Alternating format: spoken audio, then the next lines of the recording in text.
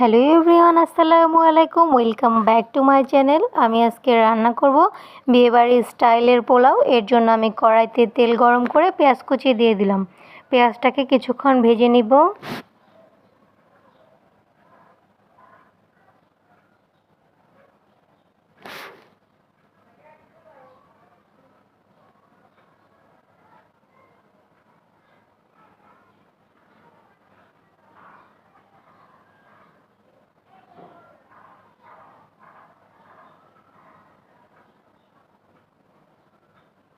পেঁয়াজটা ভাজা হয়ে গেছে। পেঁয়াজটার সাথে এখন আমি দিয়ে দিলাম লবণ, যাতে লবণটার সাথে দিলে পেঁয়াজটা একটু নরম হয়ে আসে।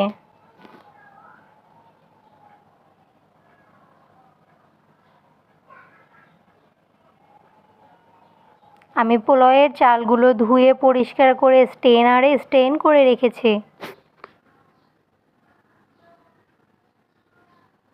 এখন আমি দিয়ে দিলাম আদা ও রসুন বাটা। আমি আদা রসুন একসাথে পেস্ট করে রেখে দিই। আদা রসুন বাটাটাকে পেঁয়াজের সাথে কিছুক্ষণ ভেজে নেব, যাতে আদা রসুনের কাঁচা গন্ধটা চলে যায়। এখন আমি স্টেন করে রাখা পোলাওয়ের চালগুলো দিয়ে ভালো করে ভেজে নিব।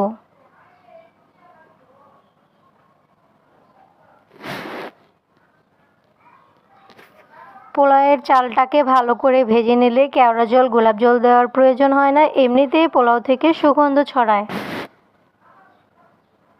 আর পোলাওটাও খুবই ভালো ঝরঝরা হয়।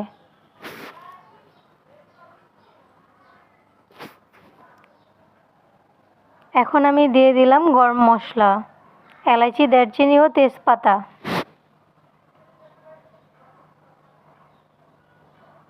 আমার চালটা ভালো করে ভাজা হয়ে গেছে। এখন আমি দিয়ে দিব পরিমাণ মতো পানি। আমি 1 কেজি চালের জন্য 1.5 কেজি পরিমাণের পানি ব্যবহার করি।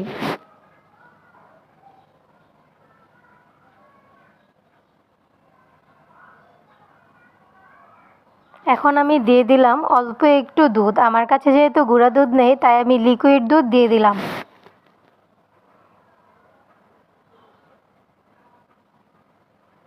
আপনাদের কাছে গুঁড়া দুধ থাকলে আপনারা গুঁড়ো দুধও দিয়ে নিতে পারেন।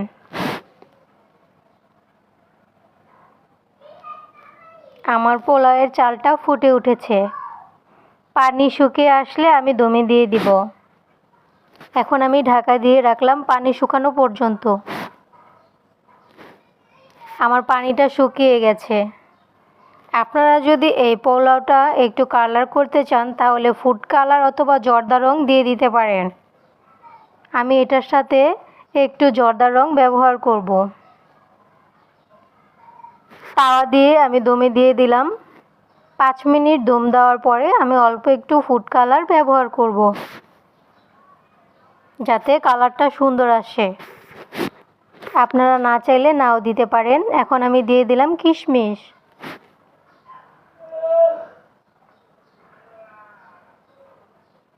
আমি অল্প একটু ফুড কালার নিয়ে নিয়েছি। এখন আমি দিয়ে দিব। ফুড কালারগুলো বিভিন্ন জায়গায় অল্প অল্প করে ছড়িয়ে দিবেন। আমি 2-3 জায়গায় ছড়িয়ে দিব। বেশি পরিমাণে দেওয়ার প্রয়োজন নেই, অল্প দিলেই হবে।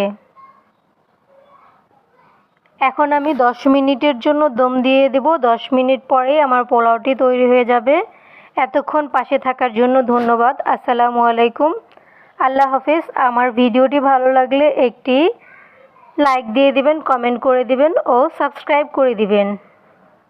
দেখুন 10 মিনিট পরে আমার পোলাওটি হয়ে গেছে। পারফেক্ট ও ঝরঝরে হয়েছে।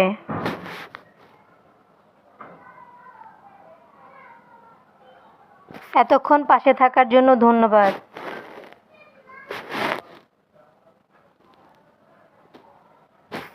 এখন আমি চুলার আঁচটি বন্ধ করে দিব।